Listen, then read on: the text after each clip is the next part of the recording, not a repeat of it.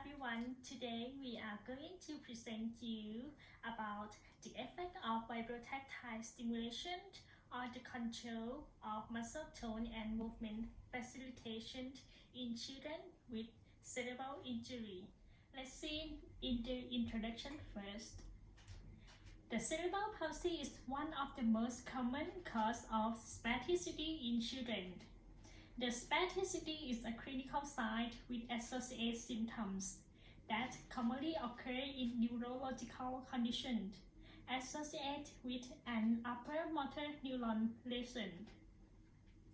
It is essentially a pathologic increase in muscle tone or tonic strength defect. When the muscle tone is excessive, disrupt spinal reflex arc at any point along its course. Uninjured brain will reduce excessive gain to feedback loop that result in reduction of muscle tone. The aim of reducing excessive muscle tone is to improve ease of motion and prevent soft tissue and the bone deformity in the longer term by vibrotactile stimulation. So in this study, we use vibrotactile stimulation. The vibrotactile stimulation is the part of vibroacoustic therapy. Use sound vibration for proprioceptive and tactile stimulations. The physical effect of the sound is used as a stimulus. The sound frequency that are transmitted into vibroacoustic device become vibration felt by the body. A frequency of 40 Hz has been found to be effective in rehabilitation toward brain injury and is widely used in vibroacoustic method as basic frequency in this research. The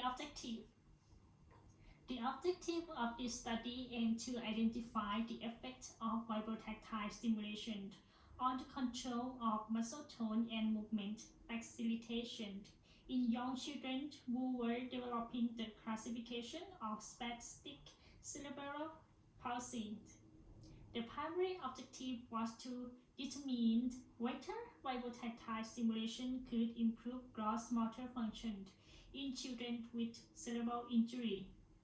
Material and methodology.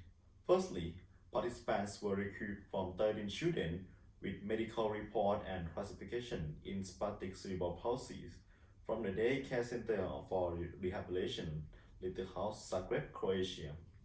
From the table, show that the neurological of the children, and the second column is the ultrasound feature, and the last one is the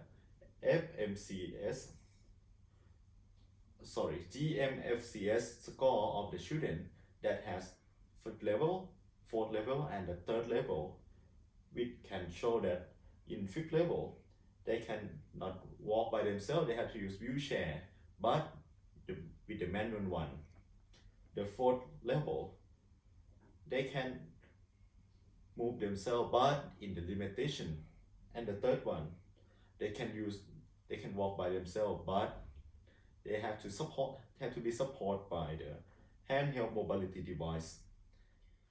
In the first column, also show the BSCP and USCP, which means BSCP is the bilateral spastic cerebral palsy, and USCP is unilateral spastic cerebral palsy.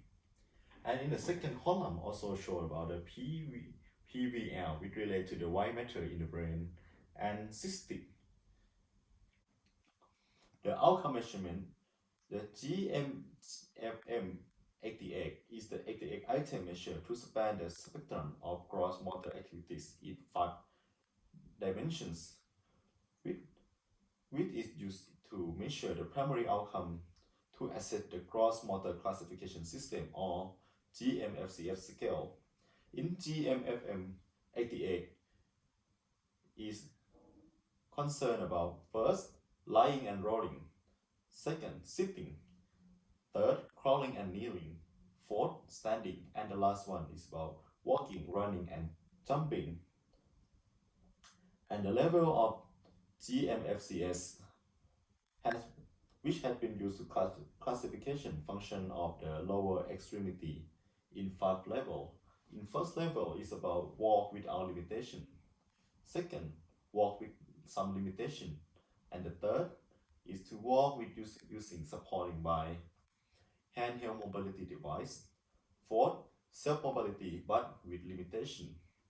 And the last is the most severe one, which cannot be walked by themselves but they can use manual wheelchair. About intervention, the participants were lying in VISIC bed pad or vibroacoustic bed pad, which can show in the picture in the next slide, in supine position, while the 40 Hz and 4 mm amplitude of wave were performed on each participant for 20 minutes in a treatment session. The body alignment can be supported with the pillow. And the next about static analysis. Statistical analysis was conducted with insignificant power of 95% or alpha equal to 0.05 as distribution without satisfying the parametric assumptions.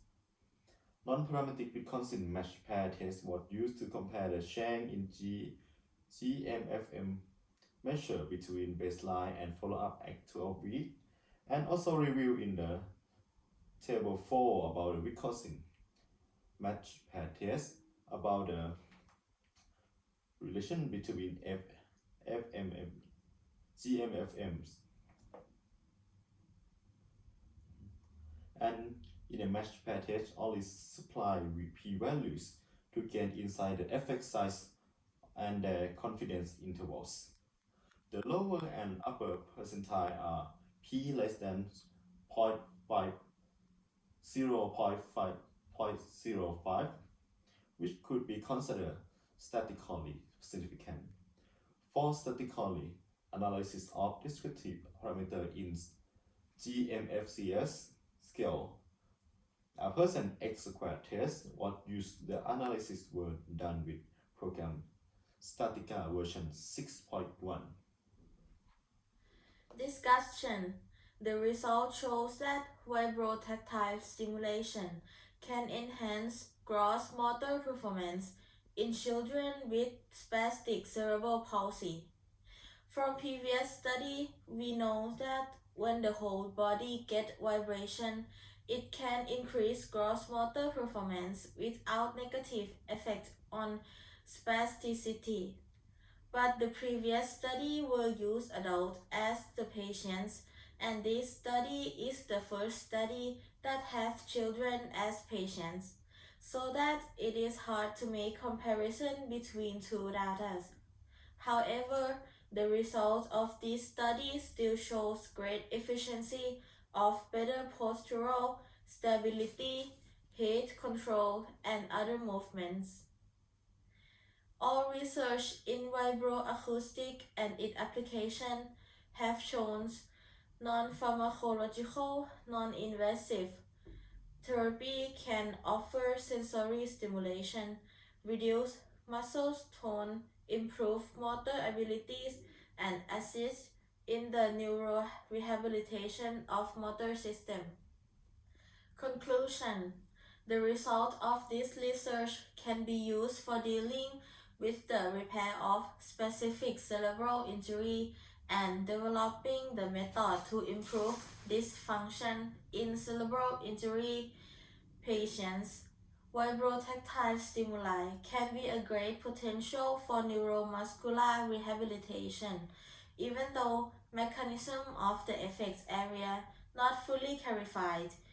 This method could offer new approach in the rehabilitation of neurological disease and neuromuscular disturbance. The limitation of this research are 1. Intervention treatment was embedded in a multidisciplinary setting. 2.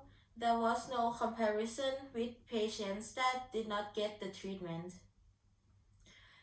In further study, control trial investigation should have a bigger sample size and includes spasm scale for better insights into the role of vibrotactile stimulation. And that's all from us. Thank you for listening.